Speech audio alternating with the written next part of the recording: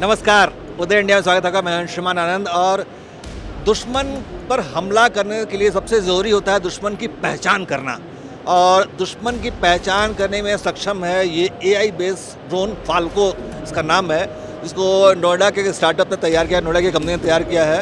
ये एक surveillance drone है और इसकी बहुत सारी खासियतें हैं जिसको बताने के हमारे साथ कुणाल साहब मौजूद हैं। आपका बहुत बहुत स्वागत है। धन्यवाद सर। तो आपका ये जो ड्रोन है, फाल्को ड्रोन है, इसकी क्या क्या खासियतें हैं? देखिए सर, अगर मैं फाल्को T01 मैक्स की बात करूं तो ये हमारा एक फिक्स विंग ड्रोन है। ज़्यादा टेक्निकलिटी में ना जाके मैं आपको इनकी मोटी मोटी बात बताता हूं। जैसे हमारा iPad में भी एक वीडियो चल रही थी, मैंने आपको दिखाया भी था कि इसके अंदर ट्रैकिंग फीचर अवेलेबल है कि अगर आपने किसी एक इंसान के ऊपर इसको फिक्स कर दिया तो ये उसको फॉलो करेगा थोड़ा से डिस्टेंस पे। पीछे आप टीवी देख पा रहे होंगे, उसके ऊपर हम लोगों ने इसका अभी लाइव स्ट्रीमिंग चला रखा है। यहाँ पे इसके कैमरे के सामने जितने भी लोग जा रहे हैं, मतलब कैमरे फ्रेम के अंदर जितने भी लोग हैं, ये उनका काउंट मेरे को बता सकता है।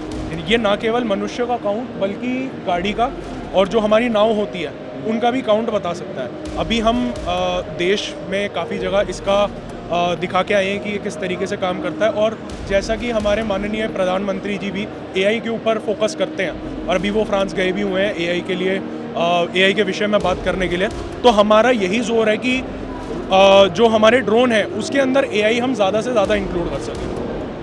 तो देखिए, जो सर्विलांस ड्रोन है, सबसे बड़ी खासियत इसका कैमरा होता है जी। जितना बढ़िया कैमरा होगा उतना बढ़िया सर्विलांस होगा। तो इसके कैमरे की क्वालिटी क्या आपने कौन सा ये इंडियन कैमरा है, फिर आपने कैमरा बाहर से मंगाया है इसका? सर, इसका ये है कि जो इसकी अंदर की टेक्नोलॉजी है वो बाहर की है, लेकिन असेंबली इंडिया के अंदर हो रही है।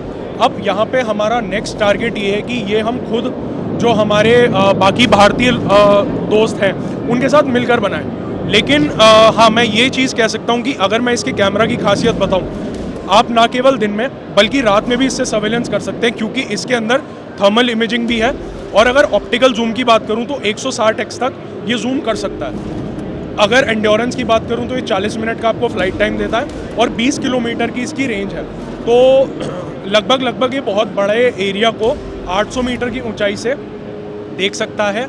और रात के टाइम, क्योंकि रात के टाइम देखना बड़ा मुश्किल होता है, थर्मल इमेजिंग की मदद से अगर आपको किसी के ऊपर निगरानी रखनी है या फिर देखना है कि झाड़ियों में कोई छुपा है या नहीं, तो वो AI की मदद से आप पता कर सकते हो कि कितने लोग छुपे हुए हैं।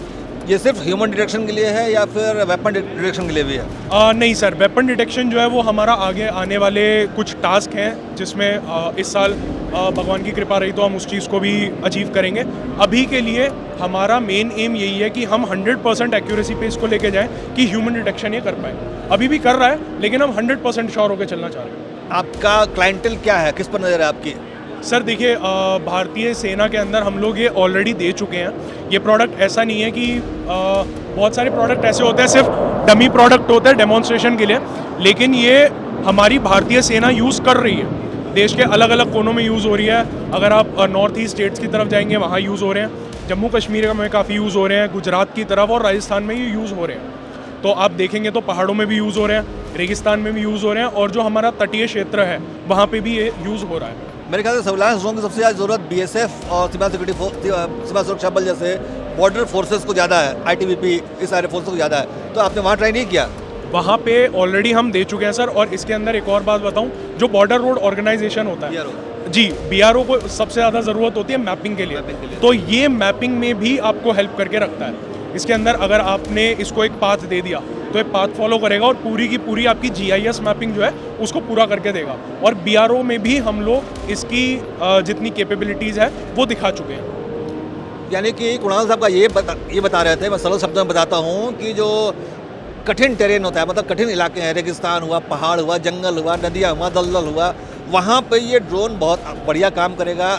जैसा कि BRO भी इसका इस्तेमाल कर रही है, बॉर्डर रोड ऑर्गेनाइजेशन, जो कि दुर्लभ बॉर्डर इलाके में सड़कें बनाने का काम करती है और उसको मैपिंग में बहुत मुश्किल आती है। तो फाल्को जो ड्रोन है, कुणाल जी ने बताया कि फाल्को ड्रोन सारे काम में मदद करता है। हम आपको एरो इंडिया 2025 से में जो भी नए प्रोडक्ट आ रहे हैं उसकी जानकारी आपको देते रहेंगे। आप जुड़े रहिए हमारे साथ। बहुत बहुत धन्यवाद।